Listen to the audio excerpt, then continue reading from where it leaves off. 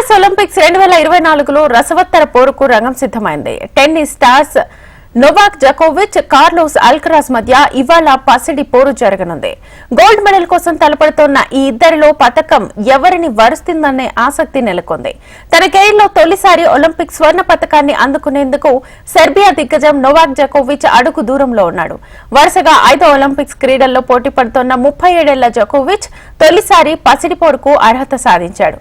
పురుషుల tennis singles semifinals లో Italy ఆటగాడు లొరెంజో ముసెట్టిపై గెలిచి ఒలింపిక్స్ టెన్నిస్ చరిత్రలో ఫైనల్ కు చేరిన పెద్ద వయస్కుడిగా రికార్డుల్లో నిలిచాడు.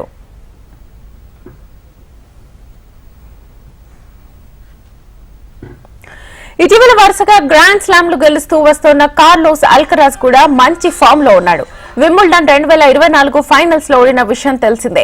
ముఖాముఖి తలపడ్డ 6 మ్యాచ్ల్లో అల్కరాజ్, జకోవిచ్ ఇద్దరు చెరో 3 మ్యాచ్లు గెలిచారు. 2008 బీజింగ్ ఒలింపిక్స్ లో కాంస్య పతకం గెలిచిన జకోవిచ్ 2012 లండన్, 2020 టోక్యో ఒలింపిక్స్ లో 4వ స్థానంలో నిలిచాడు. 2016 రియో ఒలింపిక్స్ లో తొలి రౌండ్ లోనే ఓడిపోయాడు.